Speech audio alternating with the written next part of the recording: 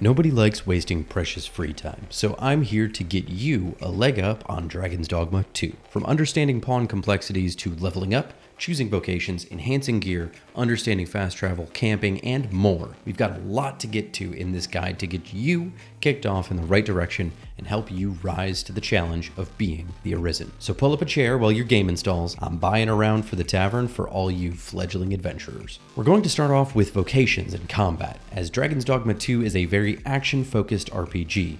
After that, we'll talk about pawns before moving on to open world details about exploration and camping, and then some general, helpful tips that don't fit into those categories to round off your new knowledge. For combat, you will have your own character, the Arisen, and alongside you will be your main pawn that you personally create. You'll also be able to summon up to 2 support pawns. Your Arisen and pawn have 4 basic vocations to choose from, which is a fancy word for an RPG class. You'll unlock more as you progress through the game. The starting vocations are Fighter, Thief, Archer, and Mage. Fighters carry a one-handed weapon such as a sword alongside their shield. They can wear heavier armor than most other vocations, can block and deflect attacks, and specialize in frontline tanking and damage dealing. Their class action is the block ability. Thieves are dagger-wielding masters of damage. They excel at going undetected in a fight and flanking around the enemy, or using rapid movements and attacks to avoid harm when they are targeted. They're also great at climbing onto larger enemies to target vital weak spots and distract them from the allies on the ground. They wear what I would consider medium armor. Their right bumper class action ability is the dodge. Archers are masters of the bow, foregoing melee attacks to fight from a range. They can do reliable damage to larger enemies' weak spots with more ease than a melee fighter, and can utilize special arrows as they level up to do things like drench an enemy in oil, poison them, and more. The right bumper class action is to take direct aim,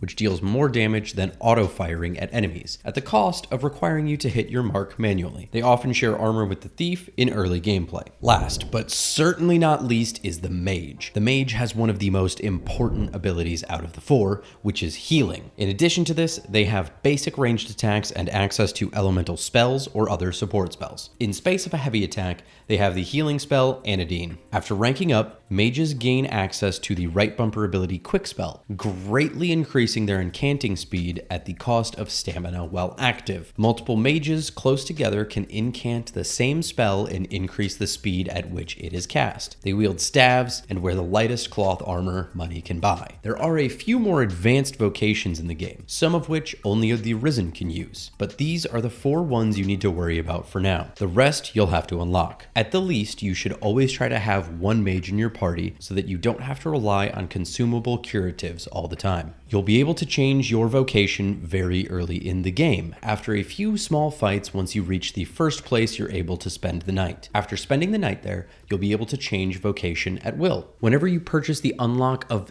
a new vocation, you actually receive a set of basic gear for that vocation, which is better than what the game starts you in. So if you really want to min-max, you can choose a different vocation than the one you actually want to play as first and then swap. Or you can just have your pawn buy that vocation and just take that gear from them. Each vocation gets access to weapon skills, core skills, and augments. Weapon skills are special abilities unique to your vocation that cost stamina to use. Each vocation starts with 1. Fighters and thieves both have a dashing engagement move. Archers have a multi-shot, and mages have a fire spell. There are a good mix of damaging, defensive, and unique abilities. Unique abilities are what I would consider the fighter's springboard move, which allows them to toss an ally into the air to reach a far up place otherwise unreachable, or even grapple onto a tall enemy easily. Or the thief's Pilfer ability, which can steal an item from characters. It's good to have a combination of these abilities since they will all cost stamina. It might seem awesome to have 4 damaging abilities on your super cool fighter, but then you realize you're missing out on loot, and in combat you only have so much time and stamina to use those abilities, and they all do similar things, so you wind up just using your favorite couple anyway. Core skills are unique passive upgrades to your vocation, such as a change to a basic attack, better fall damage survivability, and little things like that. You should always buy these when they come available because they'll always be active once you do. Augments are amazing and one of the biggest reasons to get out of your comfort zone and play other vocations. Each vocation has access to 5 different augments that become available as they rank up. But unlike the weapon and core skills, these augments once purchased can be used when you have any vocation equipped. Consider these like a permanent character upgrade slot. You can have a total of 6 augments at one time and swap them at any vocation guild. One of my favorites is the Fighter's Thew, which increases your carrying capacity because I'm a greedy little loot goblin and will often take that on any class unless I'm struggling to clear content. Another good synergy example is the Thief's Subtlety, which reduces the likelihood of enemies targeting you, and putting that on a back of the line mage to help keep them alive can be great. There's tons of different augments that can complement other vocations, so much like Pokemon, I highly recommend you catch them all. Now that you understand the 4 starting vocations and how they're built, you may be wondering how you get all those awesome skills and augments. It's quite simple. Combat, of course. In Dragon's Dogma 2, you have 2 different leveling systems, your character level and your vocation rank. Character levels increase by earning experience through quests or defeating enemies. Vocations rank up by defeating enemies, earning you discipline points, shown in-game as DCP. These DCP can be spent at any Vocation Guild NPC to buy new vocations, skills, and augments. The tougher the enemy, the more experience and DCP you'll earn. Each character level you earn will increase your stats based on the vocation you have equipped. There is some nuance, but the easiest line to draw is that the melee fighters will see more physical stat increases and magic users will see more magical stat increases. Unlike the first game, your stats will change a bit as you equip other vocations to help balance out a bit. Once you factor in weapon strengths, the difference works out to be pretty negligible, only between 10 and 15%. On top of that, there are rumors that after level 200, all the stats balance out and it no longer matters, and that the maximum level is 999. Obviously, I haven't gotten to test this yet, as I'm a human being just like you and need to eat, sleep, and work. And the game has only been out for about 2 weeks now. I'm mostly putting this out there as a PSA for any min-maxers who may be watching, but I personally don't want to worry about this, and I don't think anybody really needs to unless it just makes you happy to do so. Now you understand everything that goes into how your character approaches combat, let's talk about the combat itself. Ideally, you'd like to walk away from every encounter with your HP above 0 and the enemy's HP reduced to 0. This is how you beat every video game with combat. You're welcome. Now obviously you have your core skills, which consist essentially of your base attacks as well as your weapon skills, and blocking and dodging based on the vocation. Attacking enemies with certain abilities or elements can stun them. And from there, small enemies can be pinned down or picked up, or larger enemies can be knocked down. Enemies knocked down can be power attacked with the heavy attack button from melee classes. This does tremendous damage to them. All enemies have weak spots, which suffer more damage when hit. It's up to you to find the weak spot on each enemy, but there is a sound effect that plays when you do connect with it, so whenever you're fighting a new enemy, be sure to look out for a piercing sound while in combat. Magical classes can focus on a foe's elemental weaknesses as well. Anybody who's played the first game, say the line with me now.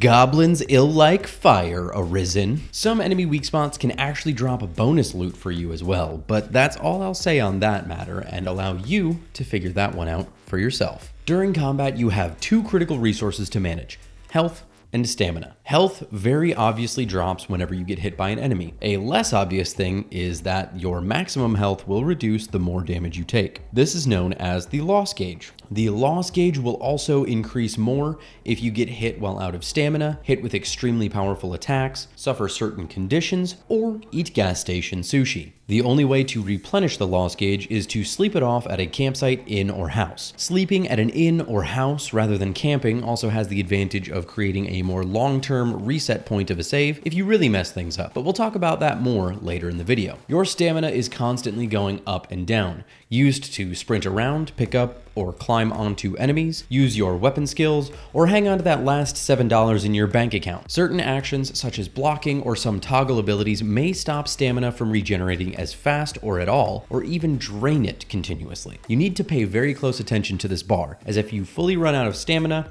the Arisen will have to huff and puff for a while, unable to heed your commands, will take more damage to their normal HP as well as their loss gauges if hit, and regenerate stamina slower than if you stopped prior to running out. Combat is a balancing act of dishing out pain but leaving some in the tank so that if the goblin has a friend in the bush, he's not going to come out and knife you in the back while you're trying to catch a breather. You can use the left bumper button to switch the D-pad to item mode. While holding left bumper, left on the D-pad opens your items menu. Right will light up up your lantern in case it's dark, up will use a healing item, and down will use a stamina restoring item. You can use these items even when knocked down. During combat, you can also issue some orders to your pawns. Go will tell your pawns to spread out and fight independently, which can be great against larger enemies or ones with large areas of effect. Follow me will close in the ranks, or if spammed while running away, keep them running alongside you as you bravely run away from the thing that's about to murder everyone. Help will tell the pawn to prioritize support and healing. Wait will tell them to stop attacking and focus on helping out the Arisen without fighting. If you do fully run out of hit points, you will get a game over screen unless you have a Wake Stone. If you have a Wake Stone, you can use it to resurrect yourself with full hit points, and it will also fully restore your loss gauge, allowing you to turn the tide of a fight if you think it's worth it. If your pawns go down, you will have some time to get to them and revive them. Reviving pawns is an area of effect, so if 2 pawns are down, it could be beneficial to scoop them up together and do a group resurrection. Helpful pawns may also try and carry other pawns' unconscious bodies over to you as well. If you do choose to reload the game, you can either reload from the last save, which the game continually autosaves as you explore, or if you're in a really sticky situation, you can load the last in save. Just be sure you know the last time you saved at an inn, otherwise you may accidentally find yourself resetting hours of progress. Now, combat's all fun and games until someone loses an eye. Then, it's keep away. But keep away against a pack of wolves is pretty tough without some friends, so let's get you up to speed on pawns. As I said before, you can have your 1 main pawn and 2 support pawns. Your main pawn is a little version of you. What I mean by that is you have full control over their appearance, personality type, their vocation, skills, gear, hopes and dreams, and more. They have access to all 4 starting vocations I've covered, as well as the advanced vocations of Sorcerer and Warrior that can be unlocked later. Once your pawn is created, anytime you take a nap in an inn or a home, you'll save a copy of them to the rift that all pawns are summoned from. That copy of your main pawn will be available for any friends or random people to summon at will, to help them through their journey as the Arisen. Whenever people do this, your pawn can gain knowledge of hidden items, quests, and how to fight enemies, in addition to earning you rift crystals to spend in select stores or to hire other, more powerful pawns, as well as be sent off with an optional gift and rating from the Arisen who summoned them. Ideally, you want this to happen as much as possible, so we'll go over some additional pawn specifics. Pawn inclinations are an important part of their design, as they change the way the pawns carry themselves when out and about. This also decides the voice they will have. Calm pawns rely more on defensive strategies to increase their own odds of survival and try not to attract aggro. They will also shuffle their inventories around a lot and may discard items, so do not give your valuables to one. I recommend not choosing this for your main pawn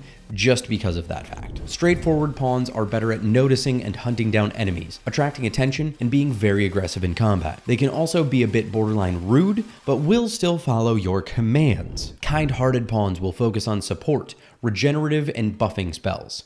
Ideally, you want this on your main healer mage and pairs up well with the chirurgeon specialization we'll talk about in a minute. If on a non-magic character, they'll tend to stick by the Arisen and fight near them more often. Finally, we have the simple pawns. They emphasize exploring the world outside of combat. They point out the loot chests and ladders scattered about and will often go pick up gathering materials and the like. They don't really have any particular driving force in combat. In addition to vocations, pawns gain access to specializations such as the chirurgeon, allowing them to use curative items on anyone in the party, forager, allowing them to mark gathering materials on the map, or logistician, allowing them to combine items into better items in your inventory at their discretion. You'll get these as you befriend and help people throughout the game. There's more than these examples, but you'll likely find these 3 first. You can hire other players' pawns or official Capcom pawns, primarily at Rift Stones. The main Rift Stones in settlements offer the best options for searching. Hiring a pawn of your level or lower will be completely free in terms of Rift Crystals. You can hire higher level pawns, but it will cost you some Rift Crystals in exchange for the strength and knowledge they can bring into your team. When you first start though, there are apparently some official pawns of up to level 10 in the official pawns tab that that you can reportedly hire for free despite being higher level than you. I didn't notice this myself when I played, but it's worth taking a peek as it will help you get jump started in the game. As you adventure through the open world, you'll sometimes find pawns roaming the trails that you can hire, or even broken rift stones to repair that will offer special search features and in-field hiring. An important thing to note about pawns is the way their inventories work. Any items that you put in their inventory will stay yours when you eventually dismiss them or they perish. Any items they hold will go to your material storage upon their departure, so don't be afraid to load them suckers up with all the random stuff you get. The only exception to this is that if you try to equip them with new gear, if you do this, you will gift the gear to that arisen that owns that pawn once that pawn leaves your service. You never want to do this unless you're trying to help someone out, as the temporary benefit is really not worth the cost to you. Speaking of dismissing pawns, your support pawns, unlike your main pawn,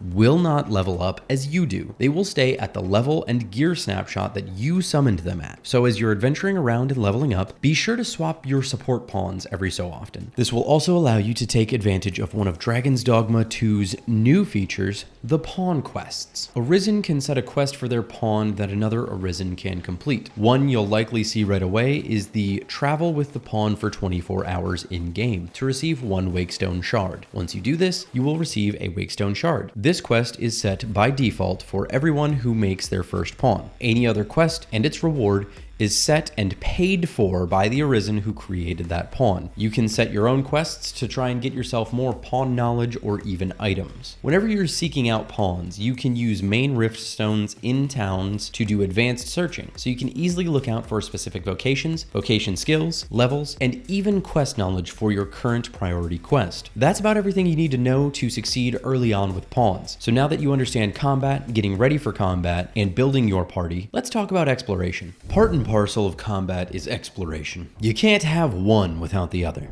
The wilds are full of all manner of rude creatures to defeat to make the world a safer place and get some fat loot. While you're out and about, there's some things to keep in mind. Pawn commands work a little differently in the open world. Wait will have them hold their position until you give them another command. To me will bring them back in line. Help will tell them to support you via healing or something similar as usual, and go is the most useful and different. Go will prompt them to interact with any gathering spots, mechanism, treasure chests, etc. in the direction you point. On top of this, we have one of the best exploration updates in Dragon's Dogma 2. Pawns will often speak up about them knowing where a location of a chest, rift stone, or even a quest objective is, and if you press the go button right after they mention something like that, they will start leading you to that spot. If you call them back or go in a different direction for too long, they will stop leading you. They'll temporarily stop during combat as well, but will continue on after combat is concluded. Your journeys can lead you to a lot of great loot. There's plenty of chests scattered about. These simple looking wooden chests have materials or consumable items in them. Metal, fancier looking chests like these carry equipment like arms and armor in them. Materials you find in chests or gathering spots can often be combined into better, more powerful items. There's a lot of different combinations, and when you discover them, they'll be added to your recipe list. While journeying, you'll also occasionally be able to find these large golden beetles, usually clinging to a tree. When consumed, they will buff you and your main pawn's maximum carry weight by 0.15 kilograms. One of my favorite little additions because I'm a greedy little loot goblin. There are also a total of 240 Seekers tokens in the game for you to find. Seekers tokens are large golden coins in out-of-the-way locations that you can pick up and return to the Vocation Guild in order to obtain tiering up rewards based on how many you find. These little guys are actually pretty tough to find. Whenever you find your first one, I would recommend taking a screenshot or a note somewhere to refer back to of where you found it. I won't tell you why, but it will prove helpful eventually. As you adventure the open world, as discussed previously, your loss gauge will eventually start to get lower and lower, causing you to be much more fragile in fights. When you don't want to go back to a town, you can use a campsite marked by a little fire in order to restore your loss gauge.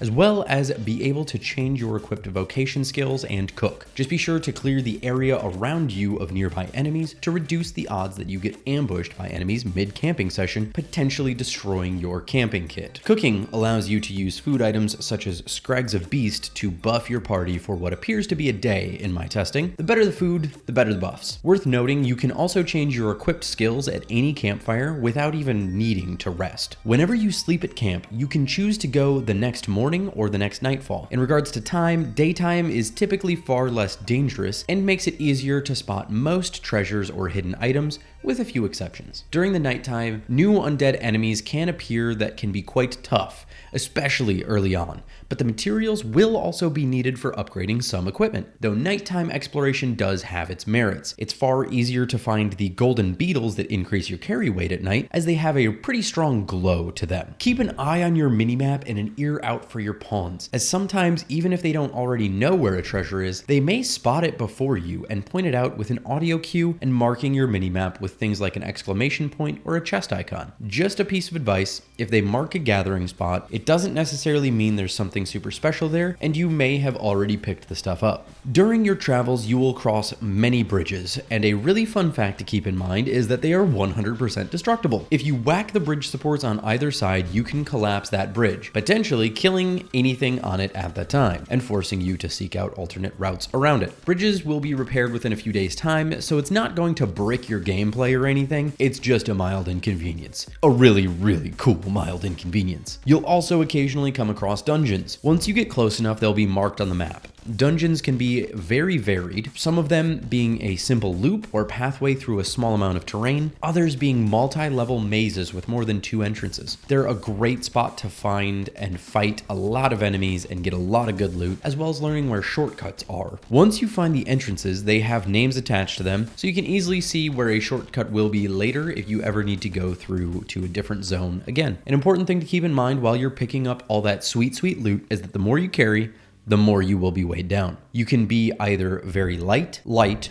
average, heavy, very heavy, or over encumbered. The more weight you have on you, the slower your movement will be, eventually not being able to run or jump at all once you are over encumbered. Your maximum carry weight is primarily controlled by your overall level and what vocation you are, although the size of your character does have some impact on it as well. That's more than enough to get you a leg up in the open world exploration. So let's move on to some super awesome general gameplay tips that don't really fit into any of those previous categories. First up is how to tell the time. In the in-game menu, you'll notice this awesome decorative dial around the map. Only, it's not just decorative. The dial will rotate slowly counterclockwise to indicate the time of day. When the sun is at the top of the dial, it's midday. At the bottom of the dial, it's midnight. Just like real life, the sun will start in the morning on the eastern side of the dial and slowly move up and over to the western side of the dial. Speaking of time, it is a very important thing to manage. Some quests you get will be time-sensitive quests, and supposedly, not all time-sensitive quests will be marked with an hourglass symbol in your quest log, though I personally have not run into one that I've failed. So, a simple suggestion is to make sure you prioritize anything that sounds like it could be critical. So maybe hunting down some weapons can take a backseat to the kid that's been missing for a day already and was taken by wolves. Just a thought. To help you manage that time better, there are some fast travel options in the game. The simplest is the ox cart system. Ox carts can be found at set points in the world